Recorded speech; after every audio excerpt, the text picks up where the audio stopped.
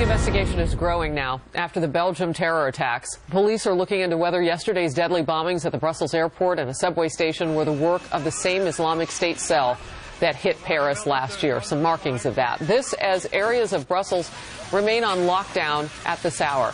The manhunt for multiple suspects now going on, including for this man. You first saw this on Outnumbered yesterday. Caught on surveillance video at the airport there in Brussels. He has not yet officially been identified. John Huddy is live for us in Brussels with more. John?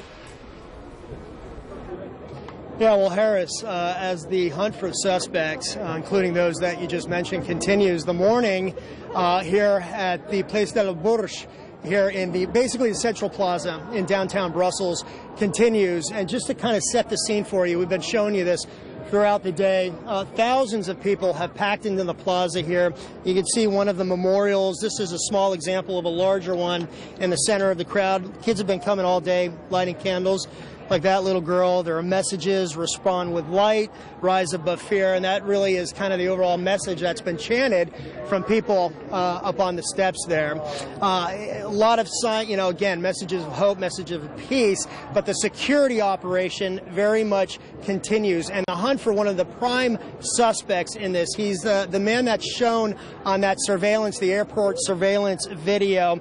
His name is Najim al-Ashwari. Now, he's in the white coat. He's on the right side of the video. Police believe that he was carrying a suitcase bomb, but he left before detonating it. Basically, he overall bailed on the operation, leaving the other two suicide attackers there. And of course, as we know, they carried out their deadly suicide attacks. Now, al-Ashwari is said to be connected to the Paris bomber Salah Abdel Salam, who, as we know, was arrested Friday here in Brussels. Al-Ashwari, he would be a big takedown. There were conflicting reports earlier today that he was arrested. They were inaccurate. That's not the case. He is still on the loose. They're still hunting for him. But if they were to take him down and arrest him, it would be significant because he is said to be an ISIS bomb maker who was involved in the Paris attacks back in November. Now, real quickly, of the two suicide attackers in the airport bombings, one has been identified as Ibrahim al-Bakari, who is in the middle of that CCTV, the surveillance camera, the three guys.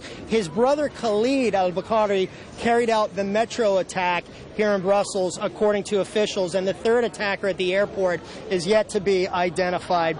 Overnight, police carried out a number of raids throughout Brussels. They found a lot of bomb-making materials, chemicals, other weapons as well, and that security operation continues. The airport in Brussels remains shut down. That will likely be the case tomorrow as well. And tonight, transportation has been limited all day. Tonight, all metro lines here in the city will be shut down at 9 o'clock.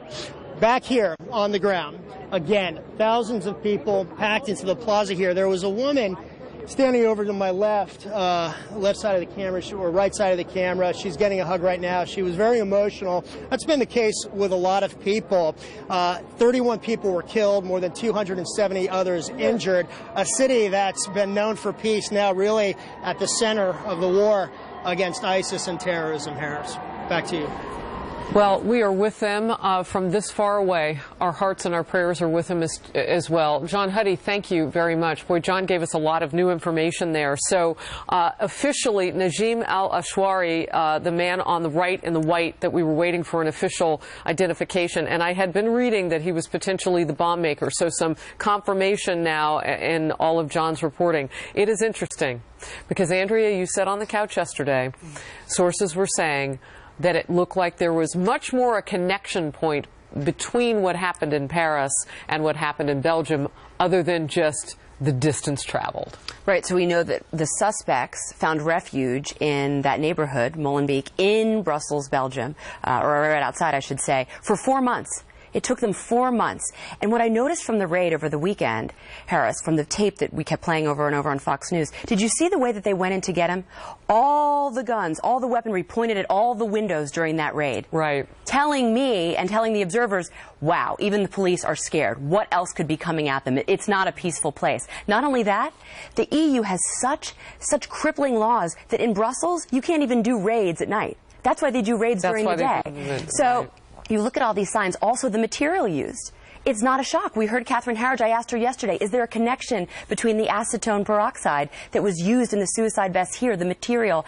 And she said, absolutely, Andrea. If you look at the vests from the Paris stadium bombings, all intertwined, Harris, after decades of lax immigration and political correctness, you combine them, and this is what you get. And this is why Trump is doing as well as he is. And you bring it back to that conversation about refugees and about illegal immigration and immigration for Europe. I mean, this is not illegal. These are the people that they have let into their country and allowed to have that Molenbeek, that suburb of Brussels, burgeoning. I said yesterday, an anti-radicalization expert said that they are a breeding ground for those second and third generations coming in, those young kids that feel disenfranchised, to join up with groups like Al-Qaeda and ISIS. But what you're talking about, too, that other intersection, is this neighborhood. It isn't just that they can put the things together and have the same materials, but they have that support.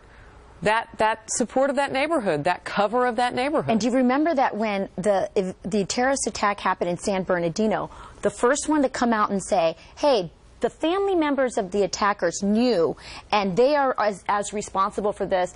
And on the left, and even, I'm not sure if Obama, but I know there were many pundits on the left who were angry that he said, oh, he's going after family members.